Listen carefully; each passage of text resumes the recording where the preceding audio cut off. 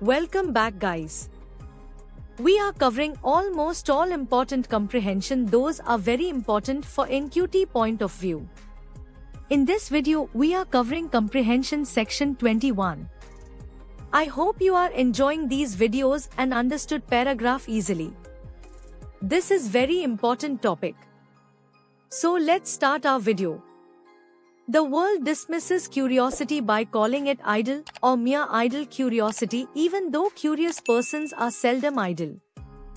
दुनिया जिज्ञासा को बेकार या सिर्फ बेकार की जिज्ञासा कहकर नजरअंदाज करती है, लेकिन ये सच है कि जिज्ञासु लोग कभी बेकार नहीं होते. Parents do their best to extinguish curiosity in their children because it makes life difficult to be faced every day with a string of unanswerable questions about what makes fire hot or why grass grows. माता पिता अपने बच्चों में जिज्ञासा को मिटाने की पूरी कोशिश करते हैं, क्योंकि ये उनकी जिंदगी को मुश्किल बना देती है जब उन्हें रोज अनेक जवाब नहीं मिलने वाले सवालों का सामना करना पड़ता है, जैसे आग गर्म क्यों होती है या घास क्यों उगती है. Children whose curiosity survives parental discipline are invited to join our university. जो बच्चे अपनी जिज्ञासा को माता पिता के नियम के बावजूद बनाए रखते हैं, उन्हें हमारे विश्वविद्यालय में दावत दी जाती है. With the university, they go on asking their questions and trying to find the answers. विश्वविद्यालय में वे अपने सवाल पूछते रहते हैं और उनका जवाब ढूंढने की कोशिश करते हैं. In the eyes of a scholar, that is what a university is for. एक विद्वान के नजरिए से विश्वविद्यालय का मकसद यही है. Some of the questions which the scholars ask seem to the world to be scarcely worth asking, let alone answering. कुछ सवाल जो विद्वान पूछते हैं, दुनिया को लगते हैं कि उनका पूछना भी जायज नहीं है, जवाब देना तो डोर की बात है. They ask questions 2 minute and specialized for you and me to understand without years of explanation. वे इतने छोटे और विशेष सवाल पूछते हैं जो हम और आप समझ नहीं सकते बिना कई सालों की व्याख्या के. If the world inquires of one of them why he wants to know the answer to a particular question, he may say, especially if he is a scientist, that the answer will in some obscure way make possible a new machine or weapon or gadget. अगर दुनिया unmanned से किसी से पूछे कि उससे एक खास सवाल का जवाब क्यों चाहिए, तो वो ऐसे जवाब दे सकता है, खासकर अगर वो एक वैज्ञानिक हो, कि जवाब किसी अनदेखे तरीके से एक नई मशीन, हथियार या गैजेट बनाने में मदद करेगा. He talks that way because he knows that the world understands and respects utility. वो ऐसे बात करता है क्योंकि उससे पता है कि दुनिया उपयोग को समझती है और इज्जत देती है.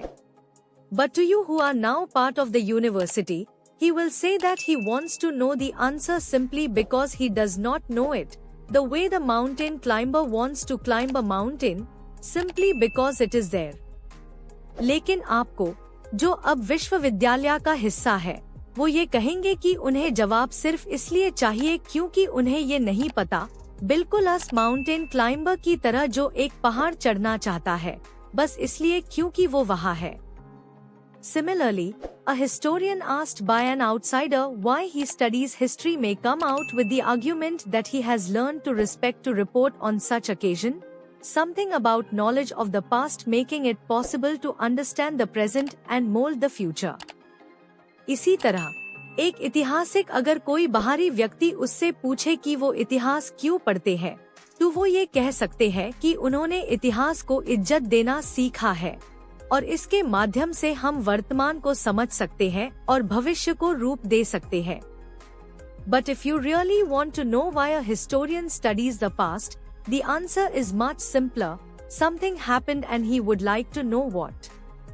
लेकिन अगर आप सच में जाना चाहते हैं कि एक ऐतिहासिक इतिहास क्यों पढ़ते हैं, तो जवाब बहुत ही सीधा है, कुछ हुआ था और उन्हें जाना है कि वो क्या था.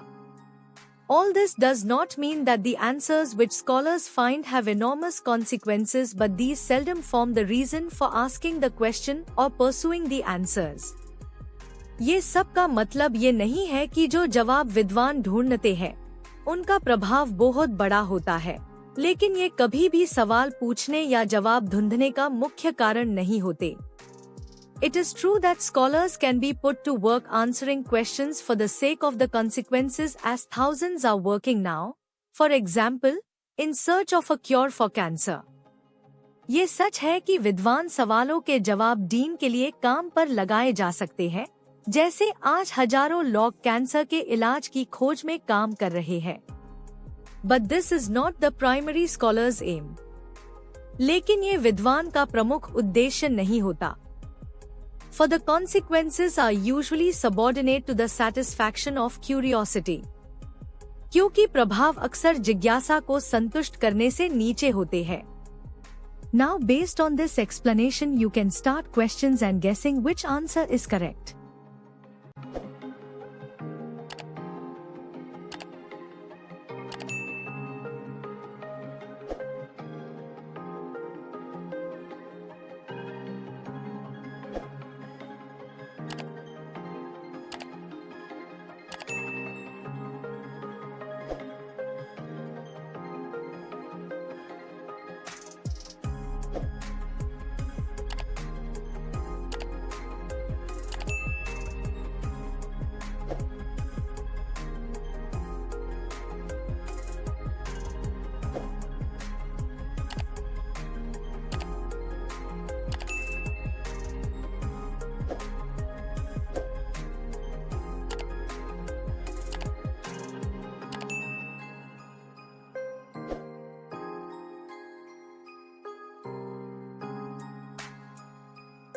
Thanks for watching. We are coming with more questions and their solutions and explanation. Please like, share and subscribe for more videos.